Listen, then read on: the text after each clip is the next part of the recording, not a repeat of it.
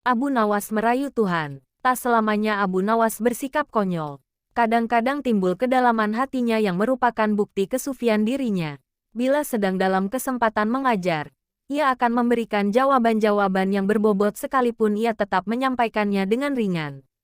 Seorang murid Abu Nawas ada yang sering mengajukan macam-macam pertanyaan. Tak jarang ia juga mengomentari ucapan-ucapan Abu Nawas jika sedang memperbincangkan sesuatu. Ini terjadi saat Abu Nawas menerima 3 orang tamu yang mengajukan beberapa pertanyaan kepada Abu Nawas. Manakah yang lebih utama? Orang yang mengerjakan dosa-dosa besar atau orang yang mengerjakan dosa-dosa kecil? Ujar orang yang pertama, orang yang mengerjakan dosa kecil. Jawab Abu Nawas. Mengapa begitu?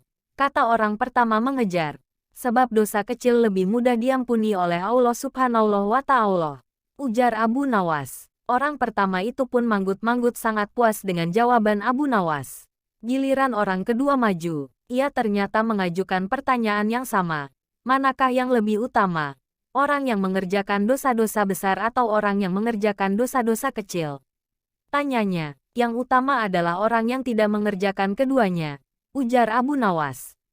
Mengapa demikian? Tanya orang kedua lagi. Dengan tidak mengerjakan keduanya, tentu pengampunan Allah sudah tidak diperlukan lagi. Ujar Abu Nawas santai. Orang kedua itu pun manggut-manggut menerima jawaban Abu Nawas dalam hatinya. Orang ketiga pun maju. Pertanyaannya pun juga 100% sama. Manakah yang lebih utama? Orang yang mengerjakan dosa-dosa besar atau orang yang mengerjakan dosa-dosa kecil? Tanyanya, orang yang mengerjakan dosa besar lebih utama. Ujar Abu Nawas. Mengapa bisa begitu? Tanya orang ketiga itu lagi. Sebab pengampunan Allah kepada hambanya sebanding dengan besarnya dosa hambanya. Ujar Abu Nawas kalem. Orang ketiga itu pun merasa puas argumen tersebut. Ketiga orang itu pun lalu beranjak pergi. Asteris. Si murid yang suka bertanya kontan berujar mendengar kejadian itu. Mengapa pertanyaan yang sama bisa menghasilkan 3 jawaban yang berbeda? Katanya tidak mengerti. Abu Nawas tersenyum. Manusia itu terbagi atas 3 tingkatan. Tingkatan mata, tingkatan otak dan tingkatan hati. Jawab Abu Nawas. Apakah tingkatan mata itu? Tanya si murid. Seorang anak kecil yang melihat bintang di langit. Ia akan menyebut bintang itu kecil karena itulah yang tampak di matanya. Jawab Abu Nawas memberi perumpamaan. Lalu apakah tingkatan otak itu? Tanya si murid lagi. Orang pandai yang melihat bintang di langit. Ia akan mengatakan bahwa bintang itu besar karena ia memiliki pengetahuan. Jawab Abu Nawas. Dan apakah tingkatan hati itu? Tanya si murid lagi. Orang pandai dan paham yang melihat bintang di langit. Ia akan tetap mengatakan bahwa bintang itu kecil sekalipun ia tahu yang sebenarnya bintang itu besar. Sebab baginya tak ada satupun di dunia ini yang lebih besar dari Allah Subhanahu wa Ta'ala.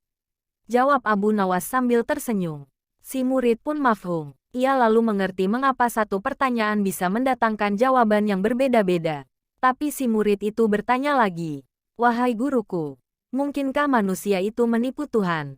Tanyanya, mungkin. Jawab Abu Nawas santai menerima pertanyaan aneh itu. Bagaimana caranya? Tanya si murid lagi. Manusia bisa menipu Tuhan dengan merayunya melalui pujian dan doa. Ujar Abu Nawas. Kalau begitu, ajarilah aku doa itu. Wahai guru, ujar si murid antusias. Doa itu adalah, Ilahi lastu lil firdausi ahla, wala aqwa ala naril jahimi, fahabli taubatan wakfir zunubi, fa inaka gafirus zambil azimi. Wahai Tuhanku, aku tidak pantas menjadi penghuni surga, tapi aku tidak kuat menahan panasnya api neraka. Sebab itulah terimalah tobatku dan ampunilah segala dosa-dosaku. Sesungguhnya Kaulah Zat yang mengampuni dosa-dosa besar. Banyak orang yang mengamalkan doa yang merayu Tuhan ini.